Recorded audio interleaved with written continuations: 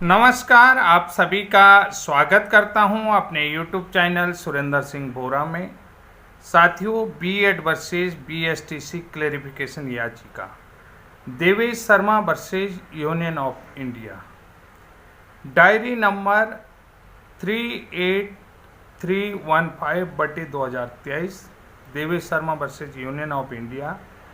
का ये एक तरीके से रिव्यू पिटीशन जो कि 16 सितंबर 2023 को माननीय सुप्रीम कोर्ट में फाइल किया गया था, उसी को लेकर के अब अपडेट आया हुआ। लगभग ये 7-8 महीने हो चुके हैं, तो इसके बाद इस केस में अपडेट आया हुआ है। तो इस केस का क्या महत्व रह जाता है, क्या इम्पोर्टेंसी है, और अब ये केस बिहार, छत्तीसगढ़ के ज्वाइनिंग टीचर्स और इसके अलावा जो बीएड प्रशिक्षित उम्मीदवार हैं उनके लिए क्या फ़ायदा कर सकता है, या कहीं न कहीं ये जो है कि इनके लिए जो है कि बेनिफिशियल हो सकता है, इसका बेनिफिट मिल सकता है या नहीं मिल सकता है। हम आइए इस पर बात करते हैं। सबसे पहले बात हम करते हैं 8 अप्रैल को एमपी की जो स्पेशल क्लेरिफिकेशन याचिका थी, यानी कि एसएलपी के माध्यम से सुप्रीम कोर्ट में जो क्लेरिफिकेशन याचिका लगाई थी, तो उसमें माननीय सुप्रीम कोर्ट ने जो 8 अप्रैल को डिसीजन दिया था, उस पर बात करते हैं कि माननीय सुप्रीम कोर्ट ने उस रिव्यू पिटीशन के तौर पर फैसला उस पर दिया हुआ है, और सुप्रीम कोर्ट ने अपने कोर्ट ऑर्डर में साफ शब्दों में लिखा हुआ है कि माननीय न्यायालय अपनी शक्तियों का प्रयोग करते हुए इस क्लेरिफिकेशन एप्लीकेशन को रिव्यू एप्लीकेशन में कन्वर्ट करते हुए ये फैसला दे रहा है। यानी कि उस कोर्ट ऑर्डर में साफ लिखा था कि जो क्लेरिफिकेशन याचिका था उसको रिव्यू पिटीशन में कन्वर्ट किया हुआ है। अब यहाँ पर देखिए,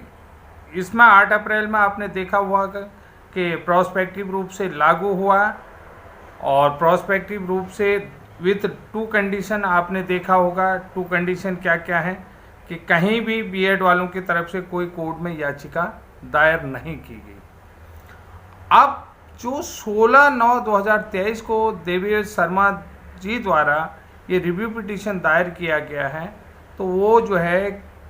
कि 10 मई 2024 को सुप्रीम कोर्ट में सुधांशु धूलिया जी के कोर्ट में लिस्टेड हुआ है। यानी कि ये कंप्यूटर जनरेटेड है, तो कंप्यूटर जनरेट डेट है, ये आगे पीछे भी हो सकता है। आप यहाँ पर एक चीज़ समझ सकते हैं कि सुधांशु धूलिया जी, जो जस्टिस सुधांशु धूलिया जी, वही हैं जिन्होंने 11 अगस्त 2023 के फैसले को लिखा हुआ है, जिन्होंने 11 अगस्त 2023 के फैसले के जजमेंट को दिया है। अब यहाँ पर देखना ये होगा कि कुल मिलाकर के बहुत सारे यूट्यूबर कह रहे हैं कि ये जो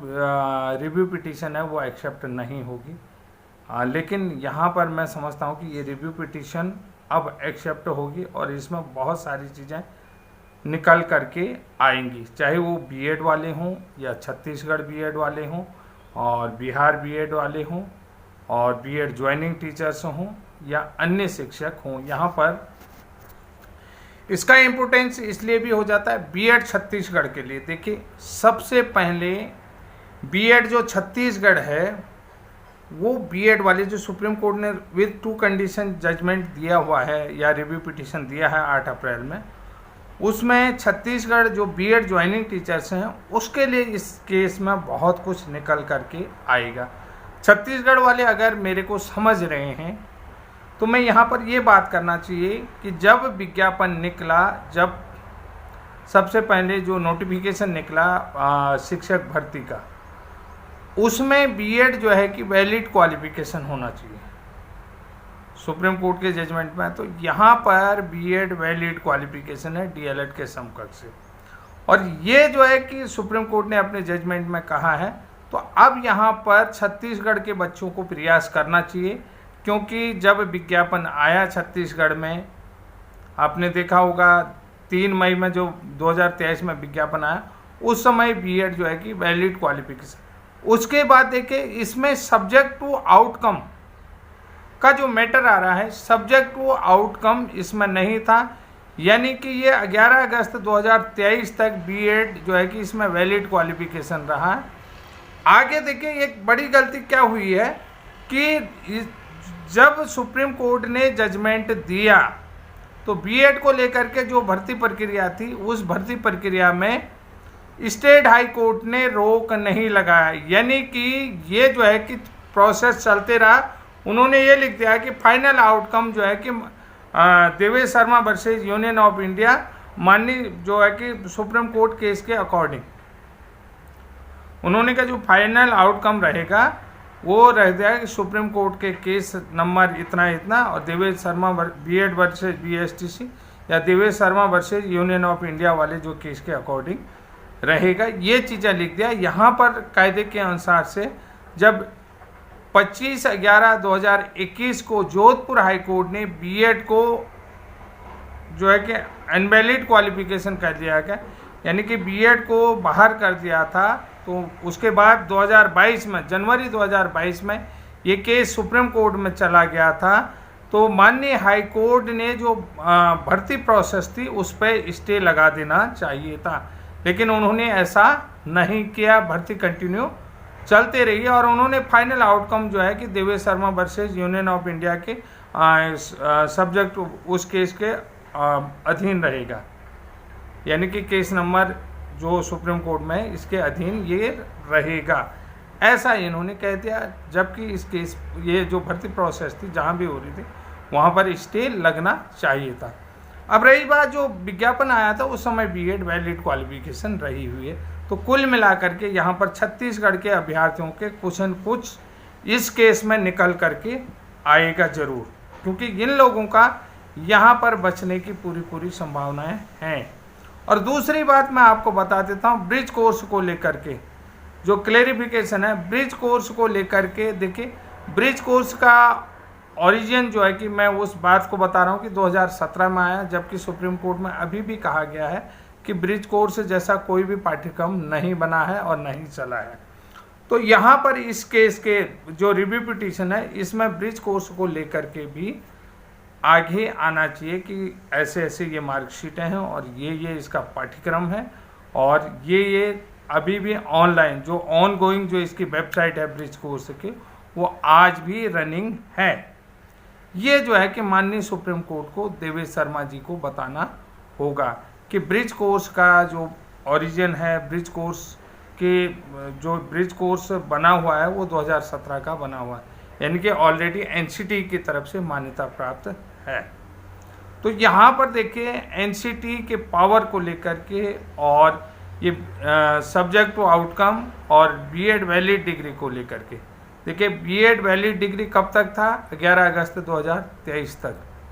और उसके बाद भी जब 11 अगस्त 2023 का जो डिसीजन आया माननीय सुप्रीम कोर्ट का, तो माननीय हाई कोर्ट ने जो राज्य के अंतर्गत भर्ती प्रोसेस चल रही थी उस पर रोक नहीं लगाया, और बल्कि उसमें ये लिख दिया है कि जो केस का जो अंतिम निर्णय रहेगा वो Devesh Sharma versus union of India supreme court के केस के डिसीजन के अनुसार रहेगा, यानी कि उन लोगों के इस भर्ती प्रक्रिया में रोक न लगना भी बीएड के लिए प्लस पॉइंट है।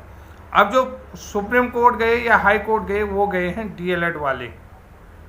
तो सबसे बड़ी यहाँ पर मेरा बताने का मतलब ये है कि जब केस का डिसीजन आया है तो छत्तीसगढ़ के लिए हैं, बिहार के लिए अन्य भी लोग हैं, तो यहाँ पर इस क्लेरिफिकेशन में बीएड अभ्यर्थियों के लिए भी बहुत कुछ बचा हुआ है।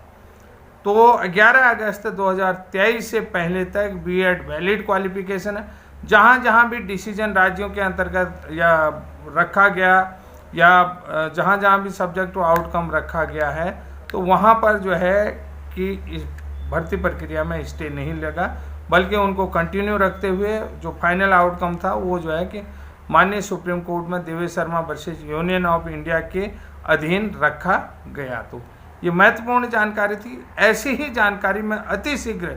हो सकता है आज शाम तक ही आप लोगों को लाऊंगा कि किस कंडीशन में, क्योंकि आज तो मुझे सिर्फ ये देवेश शर्मा वाला जो रिव्यू पिटीशन बचा हुआ है उस रिव्यू पिटीशन का फाइलिंग डेट का बताना, और फाइलिंग डेट जो है कि माननीय जस्टिस सुधांशु धूलिया जी के कोर्ट पर लगा, उसी को बताने के लिए आपको बताया। और दूसरी बात, एक इम्पोर्टेंट बात ये बता गया हूँ कि जब तक भर्ती प्रोसेस चालू था सुप्रीम कोर्ट का डिसीजन आया, और सुप्रीम कोर्ट का डिसीजन विद 2 ऑब्जेक्ट आया है, यानी कि दो कंडीशन पर आया, बोथ कंडीशन 2 कंडीशन पर आया है। उस कंडीशन में जो है कि बीएड वैलिड डिग्री या वैलिड क्वालिफिकेशन होना चाहिए, तो बीएड वैलिड क्वालिफिकेशन है, उसको लेकर के भी बहुत कुछ आगे आपको देखने को मिलेगा। ये बहुत सारे छोटे छोटे पॉइंट होते हैं जिनको मैं अपने वीडियो के माध्यम से बताता हूँ, क्योंकि मैं विधि का कोई एक्सपर्ट तो नहीं हूँ। जो एलिजिबिलिटी एस्पेक्ट आप मुझसे कर सकते हैं, तो इस तरीके का एस्पेक्ट आप मुझसे नहीं कर सकते हैं। तो इसलिए जो है कि मैं छोटे छोटे पॉइंटों को आपको बताता हूँ, और अपने विधिक सलाहकार से इन पॉइंटों को डिस्कस आप कर सकते हैं। यहाँ पर बहुत सारी चीज़ें आपको समझने की ज़रूरत है। अगर आप इन छोटे छोटे पॉइंटों को समझेंगे ना, धीरे धीरे छोटे छोटे पॉइंटों को लेकर के बहुत कुछ निकलता है, जिसके कारण से केस को जीता जा सकता है। और बीएड को केस को जीतना होगा तो ये छोटे छोटे पॉइंट को आगे निकालना होगा। जो जजमेंट आया है, जो फैसला आया है, जो डिसीजन आया है, उस डिसीजन के अकॉर्डिंग इनको मिलान करना पड़ता है। मिलान करने के बाद आप देखोगे कि क्या आपका रिजल्ट आ रहा है, किस बेहतरीन ढंग से आप अपने केस को रख रहे हैं, और किस तरीके से आपका एडवोकेट उन केसों पर डिस्कस करेगा माननीय कोर्ट पर। तो ये बहुत बेहतरीन जानकारी है, तो इससे बेहतरीन जानकारी और कुछ नहीं हो सकती है। इसलिए मैं आशा करता हूँ कि आपको ये वीडियो पसंद आया होगा, और अगर आप में से किसी ने भी मेरे चैनल को सब्सक्राइब नहीं किया है तो आप लोगों को पुनः निवेदन करता हूँ कि प्लीज़ चैनल को सब्सक्राइब करें। आज के लिए इतना ही, तब तक के लिए जय हिंद,